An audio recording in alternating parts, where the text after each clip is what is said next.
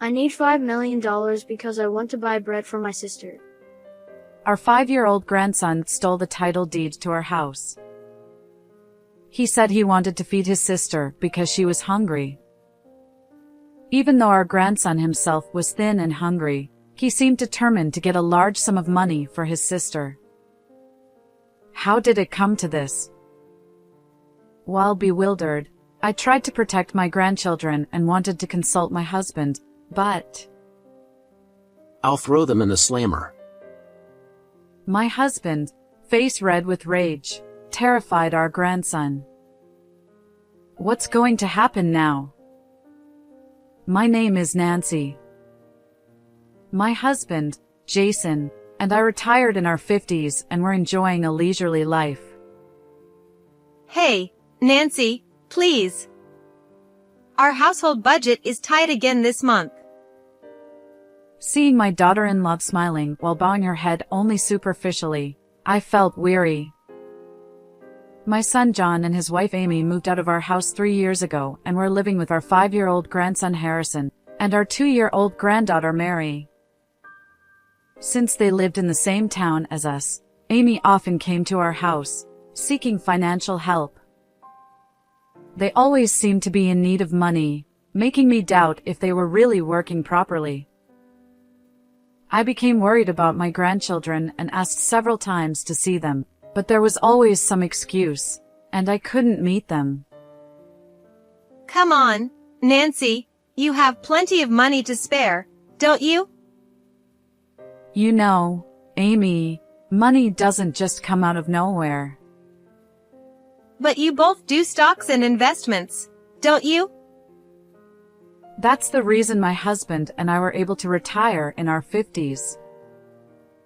We decided to spend the rest of our lives volunteering and helping others. Please, Nancy, help us. If we can't pay this month's rent, we'll be evicted. First, establish a stable livelihood so you can live without relying on us. We were troubled by her monthly demands for money. Suddenly, Amy's face twisted in anger. Are you going to abandon your son and grandchildren when they're hungry? You miser! Heartless! You're not even human! Amy's outburst left me completely exasperated. All right, but this is the last time. Thank you so much. As soon as I gave in, Amy's mood improved. But I'm sure she'll come asking for money again next month. Hey, could you let me see my grandchildren? If you're in such financial trouble that you might get evicted, are Harrison and Mary okay? Oh, they're fine. Don't worry about my kids. No, I am worried. Can't you just let me see how they're doing?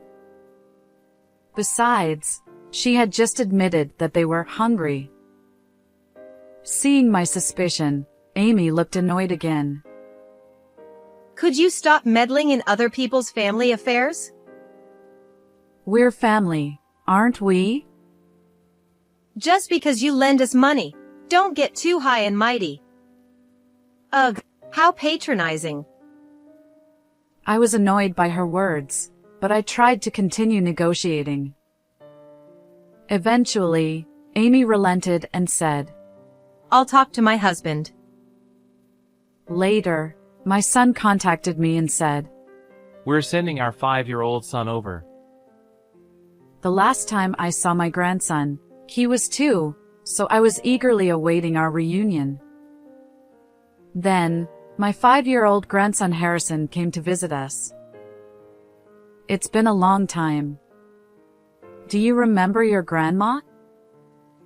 I smiled at him as gently as I could, but he just looked around the room nervously. Amy came with Harrison, but quickly left, saying, All right, I'll leave him with you.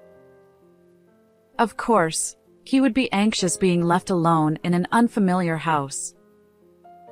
Moreover, just as I had feared, Harrison was extremely thin, possibly not getting enough to eat. His clothes were also too big and ill-fitting. This is worrisome. What are John and Amy doing? I decided that whenever Harrison came over, I would at least serve him delicious meals. Additionally, when Amy came to pick him up, I gave her a small amount of money, saying, "Please use this for your children." Amy looked surprised, then smirked. Thanks for the extra cash. She kissed the envelope containing the money. I hope they don't use this for themselves. I stressed that it was for the grandchildren, but I couldn't help feeling uneasy seeing Amy's reaction. And there was something else that had been bothering me. It seemed that Harrison had been exploring the house whenever I wasn't looking, often rummaging through drawers and cabinets. When I noticed and asked, "What are you doing?" he would hastily return things to their places. But as soon as I looked away again, he would go right back to the same spots. Harrison came to visit every day, and for about 3 days, he repeated this behavior, making me curious. On the 4th day, "Harrison, dinner's ready." "What are you doing?" I couldn't believe my eyes. My grandson was holding the title deed to our house. "Harrison, that's not a toy. Please give it to me." I extended my hand gently, but Harrison shook his head. I need $5 million. I was stunned by his words, but Harrison's face was deadly serious. He genuinely believed that the title deed could be sold for $5 million. "Why do you need money?" I want to buy bread for my sister Mary. I decided to listen to what he had to say. The situation in my son's household was worse than I had imagined. Mom and Dad ignore Mary even when she's crying because she's hungry. They weren't providing enough food, and they ignored Mary until she cried herself to exhaustion. Harrison must have been thinking about how he could help his sister. When I had asked to see my grandchildren, my son John saw an opportunity for his scheme. Dad said if I brought the title deed from Grandma's house, we could get $5 million and have lots of good food. My son and his wife were using Harrison to try and steal the title deed. Using a child who doesn't even understand what $5 million means to commit theft is unforgivable. Seeing my angry expression, Harrison looked anxious. What's going on, Nancy? At that moment, my husband Jason returned from his volunteer work in town. I explained the situation to him, and he too wore a stern expression. "Hey, can't we temporarily take care of the grandchildren?" However, he turned red with anger and shouted, "I'll throw them in the slammer." Harrison, shocked and on the verge of tears, said, I'm sorry. Please forgive me. "Wait a minute, dear." But then Jason embraced Harrison and wept. "Oh, you poor thing. Even though you're so skinny, you're thinking about your sister." It seemed his anger was directed at our son and daughter-in-law. I sighed in relief. Overcome with sorrow for our grandchildren, I placed my hand on Harrison's shoulder and cried too. Together, my husband and I resolved to take action against our son and daughter-in-law. As usual, I served Harrison a delicious meal. He always ate eagerly, devouring every bite. Staring at the empty plate, he murmured, I want Mary to eat until she's full too. That brought even more tears to our eyes. Then, my husband and I contacted our son and his wife to discuss the matter. "Hey, can you bring Mary over too?" We'd like to have both of them stay with us. No, she's still only 2 years old and too young. Are you saying that because you don't want us to see how thin both of them are? When my husband pressed them, there was silence on the other end of the line.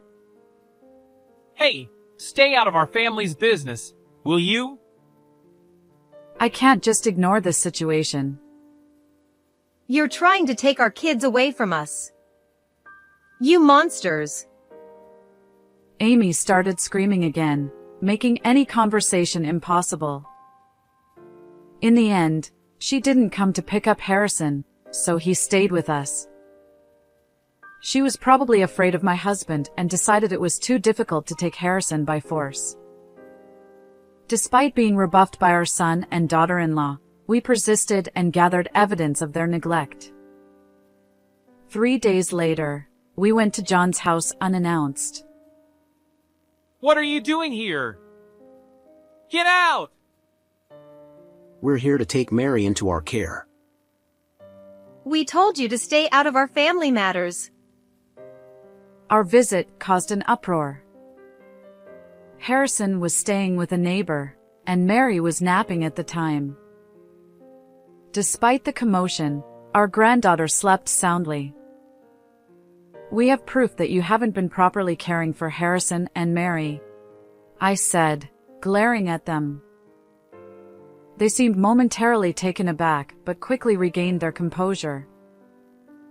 How could you know that without even coming here? Stop bluffing. As John and Amy mocked us, I held up my phone. The screen displayed videos of them ignoring a crying 2-year-old Mary while engrossed in their phones, captured at various locations like the park and supermarket. What is this? Did you secretly film us? And I took Harrison to the hospital and got a diagnosis. He's clearly malnourished.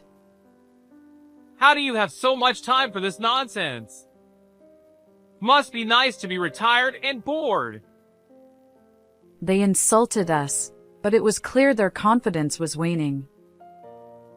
I shook my head calmly. There's no way just the two of us could gather all this evidence. We had help. Who helped you? Bring them here! I need to give them a piece of my mind. We could bring them, but I doubt they'd all fit in this house. John looked confused. You know we've been volunteering since we retired in our 50s, right? So what? What's that got to do with anything? Through our volunteer work, we enlisted the help of the entire town. Everyone except you two. As my husband laughed, John and Amy's faces turned pale. The townspeople had listened to our story with shock and anger. When my husband asked for their help to gather evidence against you, I continued. Everyone was more than willing to assist. And asked, didn't you feel the town watching you lately? Everyone was keeping an eye on your actions. John and Amy clutched each other's hands, trembling with fear. All right, prepare to be thrown in jail. Ah! No! Wait, don't leave me. As my husband blocked the front door with an imposing stance, John and Amy, in a panic, tried to escape through the back door. However, both let out yelps and fell to the ground, their legs giving way beneath them. Gathered there were townspeople, ready with cameras and smartphones to document everything. So, what's your next move? There's no escape now, I said as I slowly walked up to them. John and Amy, realizing they had no way out, dropped to their knees and began begging. We're sorry! We'll change our ways! I promise! Please, forgive us. We'll take proper care of the kids. Despite their desperate pleas, no one there was willing to forgive them. I have just one question for you. I said. What? What is it? Sensing a glimmer of hope, they looked up with expectant eyes. What did you do with all the money you begged from us and the money we gave you for the grandchildren? Well, John averted his eyes, unable to answer, and Amy remained silent. I believe the answer is right here. My husband, who had been searching through the other rooms, emerged carrying brand-name bags and sneakers, tossing them onto the floor. They scrambled to gather the scattered items in their arms. You took our money and spent it on luxury items for yourselves. You can't deny it anymore. Surrender quietly and accept your fate. At that moment, as if on cue, the police arrived with sirens blaring. John and Amy were forcibly shoved into the police car, crying and screaming, as they were taken away. Afterward, our son and daughter-in-law were arrested and faced severe charges for their actions. We cut ties with them and initiated a lawsuit demanding the repayment of all the money we had lent them. John and Amy now have a substantial debt and will likely have to work tirelessly to repay it once they are released. As for our grandchildren, Harrison and Mary, we decided to take them in and raise them ourselves. When we served them meals, they cried with joy, saying, "Delicious, delicious," as they ate. Now, both have filled out considerably, no longer the gaunt, underfed children they once were. Going forward, we plan to continue living joyful, bright days filled with smiles, alongside our beloved grandchildren.